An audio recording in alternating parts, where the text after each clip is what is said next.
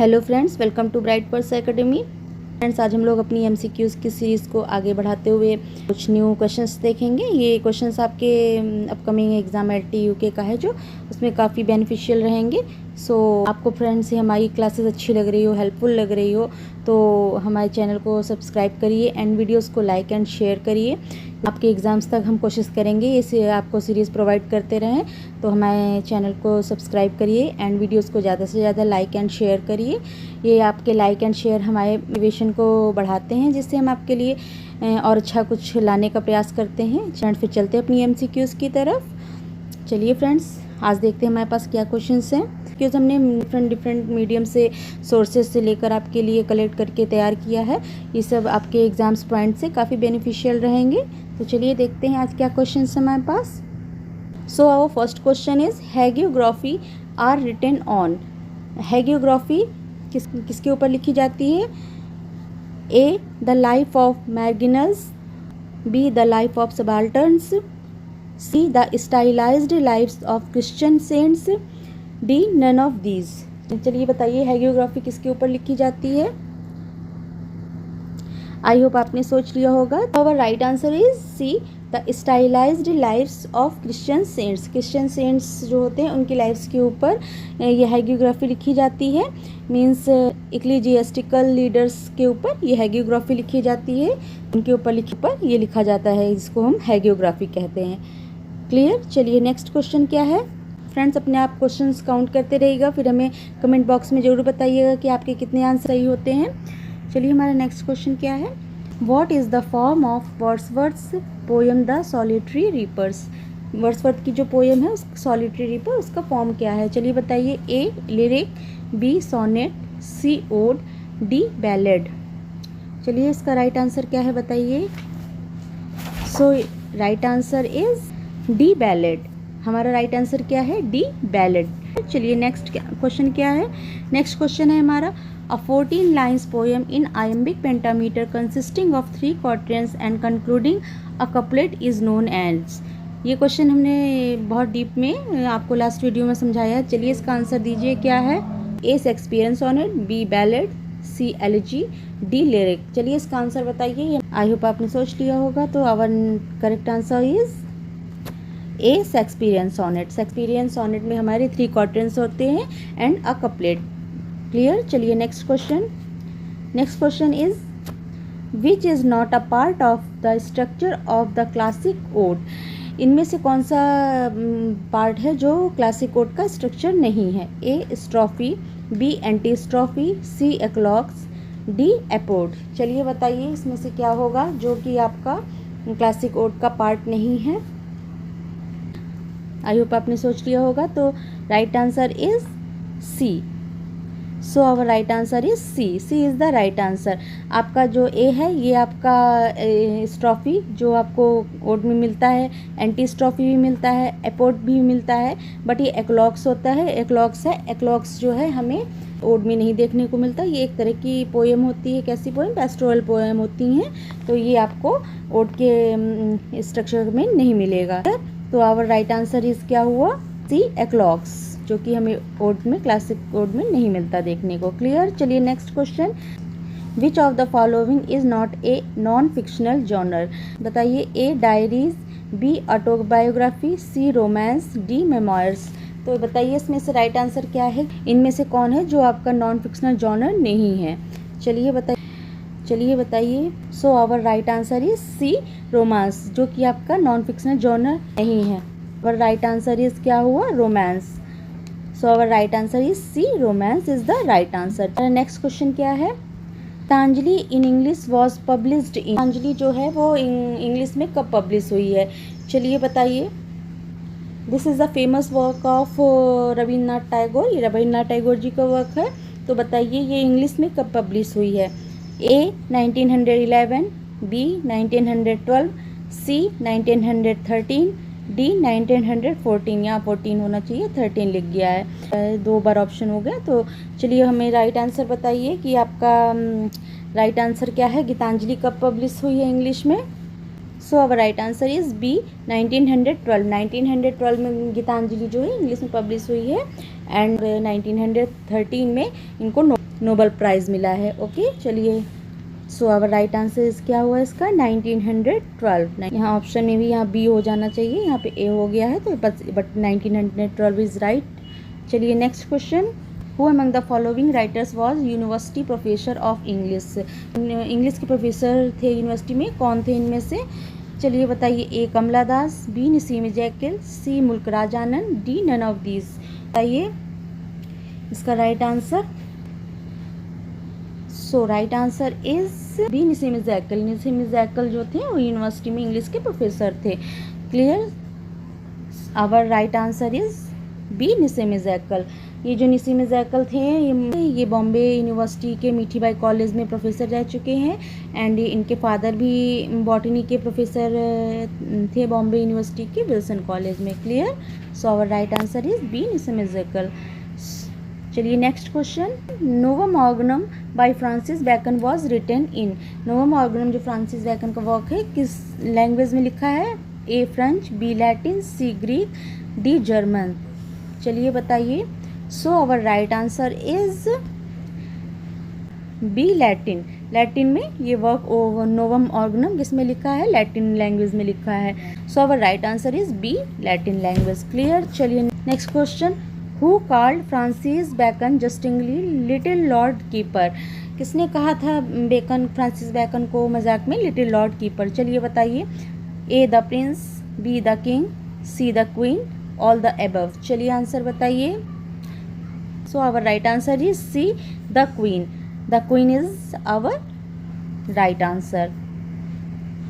C is the right answer, the queen. Clear, चलिए next question, Pope could fix in one couplet more sense than I can do in 6. Who said this about Pope? ये आपका UKLT 2018 में question आया है। तो options है A doctor Johnson, B Swift, C Addison, D Dryden. चलिए इसमें बताइए आपका क्या आंसर होगा। Pope could fix in one couplet more sense than I can do in 6. Who said this about Pope. Pope के लिए ये जो कोटेशन है वो किसने बोला था? चलिए बताइए। So our right answer is B Swift. Swift is our right answer. ये कोटेशन बोला है वो पोप के लिए, वो स्विफ्ट ने बोला है। So our right answer is B Swift. Clear, चलिए नेक्स्ट क्वेश्चन। फ्रेंड्स अपने नंबर्स काउंट करिएगा और हमें जरूर बताइएगा कमेंट्स बॉक्स में आपके कितने आंसर सही हैं। Next question, the spectator was started by Addison and Steele on. Spectator जो स्टार्ट की गई थी एडिसन एंड स्टील के द्वारा, वो कब इन्होंने स्टार्ट किया था? 3 मार्च 1711, 1 मार्च 1711, 7 मार्च 1711, 6 मार्च 1711। इंपॉर्टेंट क्वेश्चन है, चलिए बताइए। आई होप इसका आंसर आपको पता होना चाहिए। So our right answer is B 1 March 1711 में आपकी स्पेक्टेटर स्टार्ट हुई थी, की शुरुआत हुई थी। Right answer is 1 March 1711। Clear, our right answer is 1 March 1711 is the right answer. Clear, चलिए नेक्स्ट क्वेश्चन है, द टॉटलर अपीयर। टॉटलर कब आया था? टॉटलर वीक में कितनी बार आता था? चलिए बताइए। A once a week, B twice a week, C thrice a week, D daily. चलिए बताइए। Right answer is thrice a week में 3 बार ही आता था क्या? Tatler. Clear, so our right answer is C thrice a week. ये आपका कब से शुरू हुआ? तो ये आपका 12 अप्रैल 1709 से स्टार्ट हुआ था टॉटलर।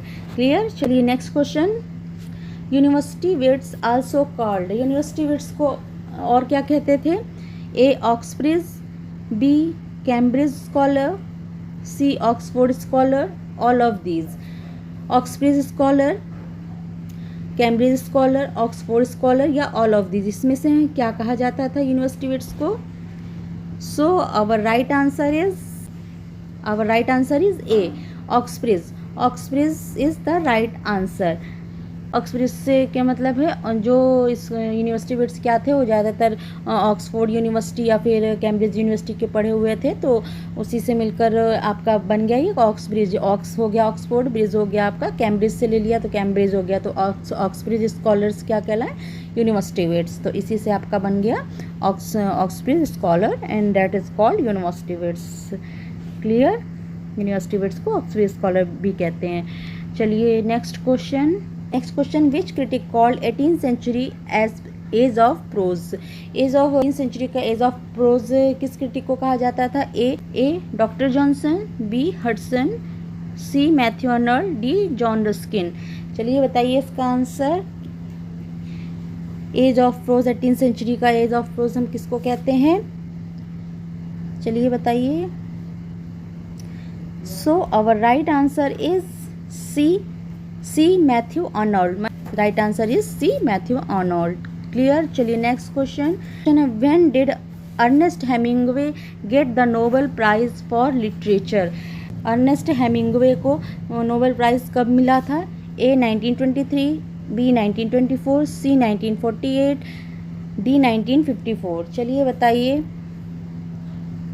कब इनको नोबेल प्राइज़ मिला है? So our right answer is D 1954। 1954 में अर्नेस्ट हेमिंग्वे को नोबेल प्राइज़ मिला है। Next question, how many sections in Westland. Westland के कितने सेक्शंस हैं? A 3, B 4, C 5, D 6। चलिए बताइए आंसर। आई होप को आपको पता होगा। So our right answer is C 5। Westland में आपके 5 सेक्शन है। वेस्टलैंड कब आई थी, आपके लिए क्वेश्चन है, हमें कमेंट बॉक्स में बताइएगा कि वेस्टलैंड किसका वर्क है और कब आया था। चलिए ये आपका वर्क है, हमें कमेंट में बताइएगा। द राइट आंसर 5 सेक्शंस हैं। क्लियर। नेक्स्ट क्वेश्चन है, who is known for writing metaphysical poetry. इसको जाना जाता है मेटाफिजिकल पोइट्री के लिए। A William Wordsworth, B John Dryden, C John Donne, B Rabindranath Tagore. चलिए बताइए इसका क्या राइट आंसर है? So our right answer is C John Donne. John Donne को मेटाफिजिकल पोइट्री के लिए जाना जाता है। So C is the right answer, John Donne. Clear. चलिए next question, the Globe theatre was burn down in. जो Globe theatre burn हुआ था उसमें आग लगी थी, वो किस सन में लगी थी? चलिए बताइए। ए 1599, बी 1613, सी 1614, डी 1642। चलिए बताइए इसका आंसर, क्या सही आंसर होगा? सो राइट आंसर इज बी 1613। 1613 में जो है आपका ये बर्न हुआ था ग्लोब थिएटर में आग लगी थी। अब ये चलिए इसकी एक पूरे हम लोग इसके सन देख लेते हैं। 1599 में क्या हुआ था? ये ओपन हुआ था, आपका ग्लोब थिएटर ओपन हुआ था। 1613 में क्या हुआ था? ये बर्न हुआ था, इसमें आग लग गई थी। फिर 1614 में क्या हुआ था? रिबिल्ट हुआ था। ये फिर से इसको मतलब आग लगी थी, उसको ठीक किया गया, रिबिल्ट हुआ। और फिर 1642 में क्या हुआ था? थिएटर क्लोज हो गए थे। फिर क्या हुआ? 1660 में आपके रीओपन हुए थे। यहाँ पर हमने आपको सारी थिएटर से संबंधित ईयर्स जो हैं उसको बता दिए कि क्या हुआ था स्टार्टिंग से। आई होप आपको अगर समझ में आया होगा। हमारा राइट आंसर क्या है? तो हमारे ग्लोब थिएटर में कब आग लगी थी? B is the right answer, 1613। चलिए next question, canonization have 5 stanza of.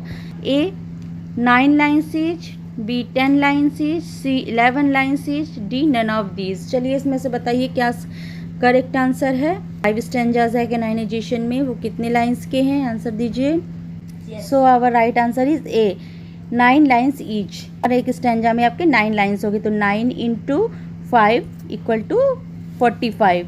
यानी कि ये आपके 45 कितने क्या हो गया? ये 45 का लाइन्स का वर्क हो गया। क्लियर। चलिए correct answer is A 9 line each. Clear. चलिए नेक्स्ट हमारा क्वेश्चन है, whose work are set in the fictional town of Malgudi. Malgudi किसके वर्क हैं जो फिक्शनल टाउन मालगुडी में सेट हैं? A Mulk Raj Anand, B Ruskin Bond, C R K Narayan, D Kamala Das. चलिए बताइए। Right answer is C R K Narayan is the right answer. Clear, C is the right answer, R K Narayan. चलिए next question. Ismat Chughtai was associated with which literary movement in India। इसमें Chughtai was associated with which literary movement in India. चलिए, A progress writers movement, B romantic movement, C realistic movement, D सरियलिस्ट movement. चलिए बताइए इसमें से right answer क्या होगा। इसमें चुगताई किससे एसोसिएट थी, किस मूवमेंट से। So our right answer is A progress writers movement. इसमें चुगताई किससे एसोसिएट थी, प्रोग्रेस राइटर्स मूवमेंट से, प्रोग्रेस राइटर्स मूवमेंट से। So our A is the right answer, progress writers movement. Clear. चलिए next question. Milton thou shouldst be living at this hour, who said this. Milton ने कहा कि Milton तुम्हें यहाँ पर इस समय यहाँ पर होना चाहिए। तो ये किसने कहा था, Milton. Thou shouldst be living at this hour, who said. A Dryden, B Arnold, C Wordsworth, D Shelley. चलिए इसका आंसर बताइए क्या होगा।